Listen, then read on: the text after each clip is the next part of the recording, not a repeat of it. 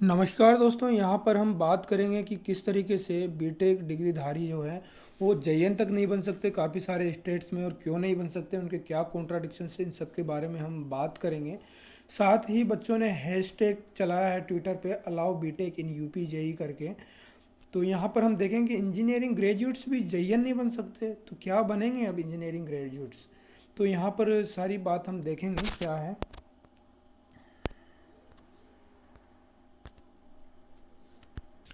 सबसे पहले आपको लेकर चलता हूँ ट्विटर पर, जहाँ पर काफ़ी बवाल मचा हुआ है इन सब को लेकर कि आखिर क्या प्रॉब्लम हो गई। तो यहाँ पर देख सकते हैं आप, काफ़ी सारे ट्वीट हैं allow BTech in UP JE करके।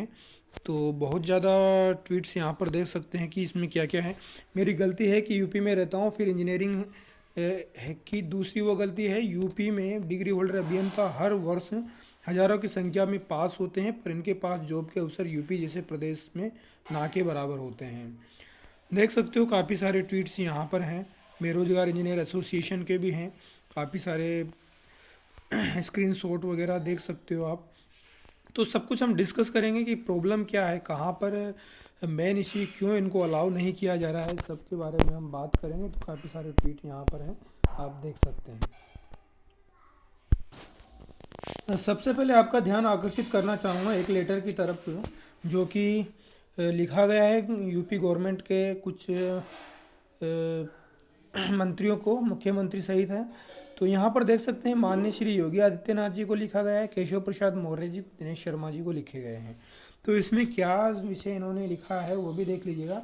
बीटेक की योग्यता रखने वाले अभ्यर्थियों को अवर अभियंता भर्ती परीक्षा में उचित अवसर देने के संबंध में वहाँ से विनम्र निवेदन के साथ आपके समक्ष यह स्पष्ट करना पड़ रहा है कि बीटेक धारी युवाओं को उत्तर प्रदेश में शासन द्वारा रोजगार के पूर्ण अवसर उपलब्ध नहीं कराए जा रहे हैं। आज के समय में जब बेरोजगारी अपनी चरम सीमा पर पहुंची हुई है, ऐसे समय में प्रदेश में यूपीएससी, एसएससी और यूपी सॉरी यूपीएसएससी अवर अभियंता भर्ती परीक्षा में बीटेक धारक अभ्यर्थियों को अब भर्ती परीक्षा में न बैठने देना उनकी योग्यता को उचित सम्मान न देने के बराबर है।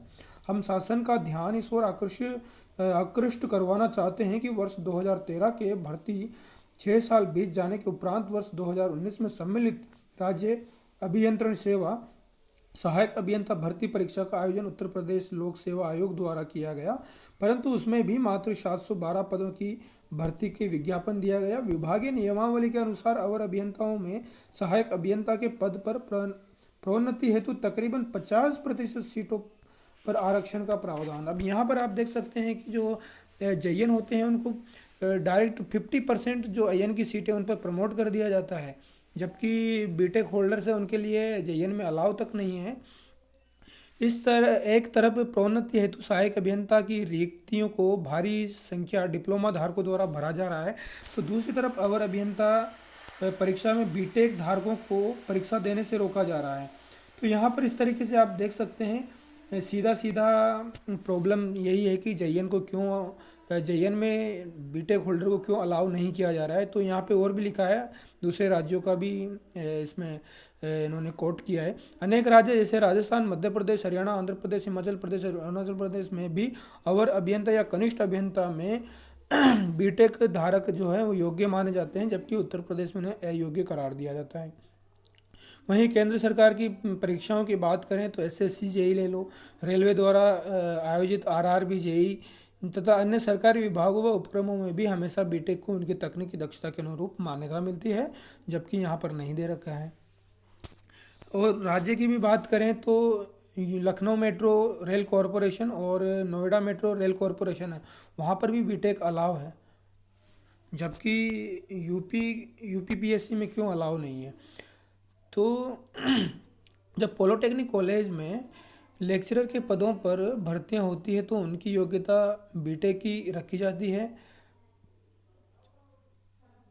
और अन्य मामलों में न्यायालय का यह आदेश भी है कि बीएड की अर्हता रखने वाले बीए बीटीसी की बहाल हेतु को समान रूप से वरीयता दी जाए, पात्र हैं।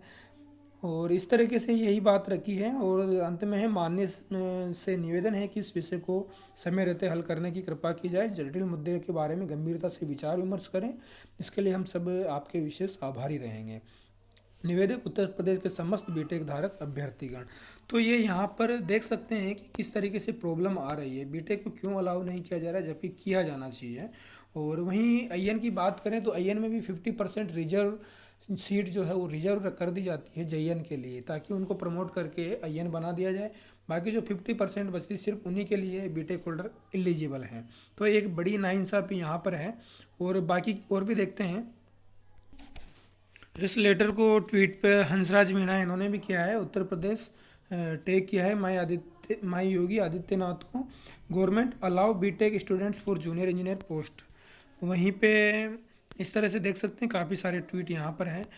अनुपम जी का भी है। कमाल की बात है कि उत्तर प्रदेश सरकार जूनियर इंजीनियर की भर्ती में बीटेक के छात्रों को योग्य नहीं मानती, जबकि केंद्रीय सेवा के लिए आयोजित एसएससी जेई और रेलवे की आरआरबी जेई में भी बीटेक छात्र बड़ी संख्या में बैठते हैं, लेकिन यूपी अलग ही है।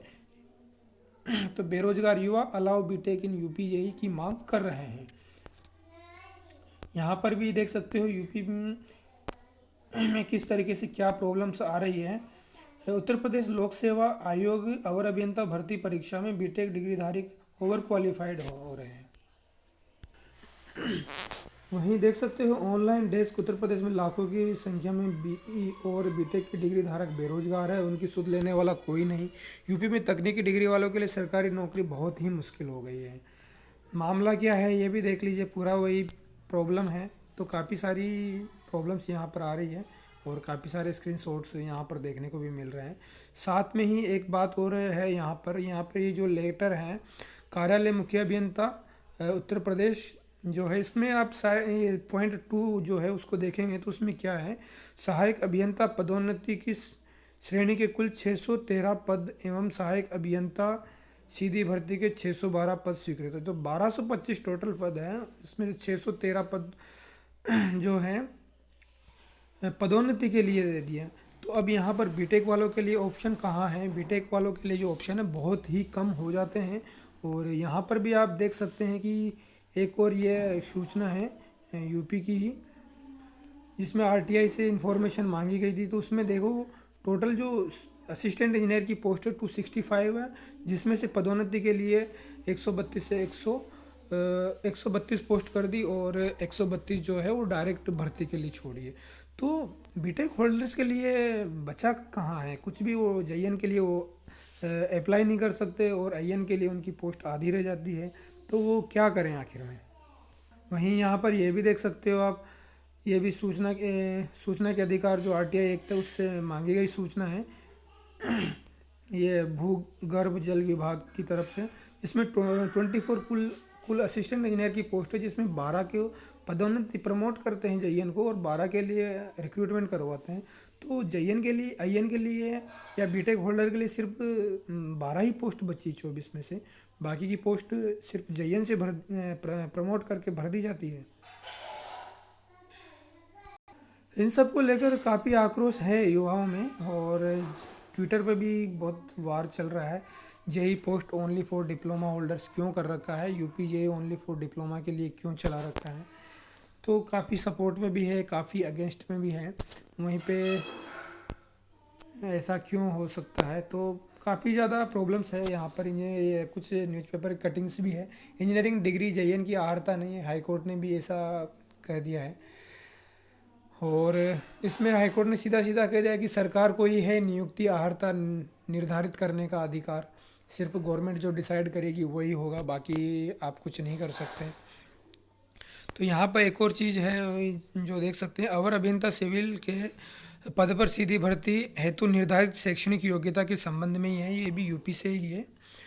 तो इसमें क्या है ये देखते हैं, इसमें जो हाईलाइट कर रखा है वो आप देख सकते हैं, अभ्यर्थियों का प्रतियोगिता में भाग लेने से वंचित किए जाने का कोई उपबंध नहीं है, अतः डिग्रीधारी अभ्यर्थियों को परीक्षा में बैठने से रोकना संविधान के विरुद्ध होगा। समस्त डिग्रीधारी अभ्यर्थियों को इसमें अहर माना जाए, मतलब एलिजिबल माना जाए। ये जो आप देख रहे हैं लेटर, ये एक तरीके से उप सचिव का है, जो कि लिखा गया है लोक सेवा आयोग इलाहाबाद को, लेकिन इसकी पालना अभी तक नहीं हो रही। 2003 का ये लेटर है और यूपीपीएससी इसकी पालना नहीं कर रही है अभी तक। तो ये बहुत बड़ी दुख का विषय है, क्यों नहीं कर पा रही है। जेई के रिक्त पदों पर डिग्री धारकों को भी दें अवसर, ऐसी स्टूडेंट्स की मांग है, लेकिन गवर्नमेंट सुनना भी नहीं चाह रही है और उनको कोई इंटरेस्ट भी नहीं है इन सब चीज़ों में। तो ये भी आप देख सकते हैं।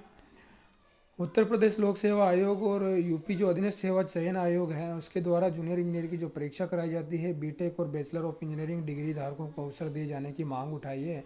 इस बारे में यूपी इंजीनियर्स एसोसिएशन ने मुख्यमंत्री आदित्यनाथ जी को पत्र भी लिखा है और कहा है कि बीटेक धारी जो है, बी या बीटेक धारी, उनको भी इसमें अलाउ किया जाए। साथ ही हवाला ये भी दिया है कि एसएससी जेई रेलवे वगैरह में भी बीटेक होल्डर्स को जेईएन की पोस्ट के लिए एलिजिबल माना गया है, तो यूपी में ऐसा क्यों है।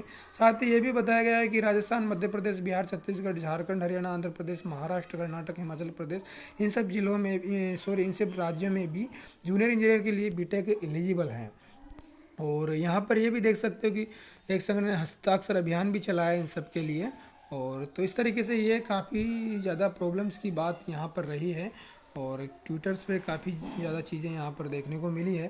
साथ ही प्रेस विज्ञप्ति के लिए एक ये भी देख सकते हो, जो कि उत्तर प्रदेश इंजीनियर्स एसोसिएशन की तरफ से हैं। उन्होंने क्या कहा है, केंद्र सरकार में जूनियर इंजीनियर की भर्ती में न्यूनतम शैक्षणिक अर्हता डिप्लोमा है, परंतु बीटेक एक उच्च स्तर और गुणवत्ता का पाठ्यक्रम है। इसलिए केंद्र सरकार द्वारा आयोजित एसएससी जेईई, आरआरबी जेईई जैसे इन सब में, और कुछ राज्य हैं राजस्थान, मध्य प्रदेश, छत्तीसगढ़, इन सब में भी बीटेक धारियों को एलिजिबल माना गया है। जबकि यूपी में क्या किया है, सिर्फ असिस्टेंट इंजीनियर के लिए ही बीटेक धारियों को एलिजिबल माना गया है। उसमें भी 50% जो पोस्ट है वो जेई को प्रमोट करके भरी जाती है, तो 50% पोस्ट ही बीटेक धारी जो इंजीनियर्स हैं उनके लिए रह जाती है। तो एक बड़ा खेद का विषय है कि आखिर में ऐसा क्यों किया जा रहा है, क्यों इसमें अलाउ नहीं कर रही है गवर्नमेंट। क्योंकि अगर बीटेक की डिग्रीधारी हैं, वो उनके पास हायर क्वालिफिकेशन है, इसका मतलब ये तो नहीं है कि उनको नॉलेज नहीं है। तो उनको तो प्रेफरेंस देनी चाहिए, बाकी ज़्यादा प्रेफरेंस देनी चाहिए। तो इस तरीके से यही यहाँ पर काफ़ी बड़ी प्रॉब्लम है और देखते हैं आगे क्या निकल के आता है। यूपीपीएससी या जो स्टाफ सिलेक्शन बोर्ड है यूपी का, वो क्या डिसाइड करता है, तो ये सब देखने का है। दोस्तों, ये बड़ी प्रॉब्लम यहाँ पर देखने को मिली जिसको हमने डिस्कस किया है। आप एग्ज़ाम रिव्यू चैनल पर नए हैं तो चैनल को सब्सक्राइब कर लें, ताकि इस तरह की न्यूज़, इन्फॉर्मेशन या एग्ज़ाम से प्रिपरेशन से रिलेटेड इन्फॉर्मेशन आपको मिल सके। जय हिंद, जय भारत।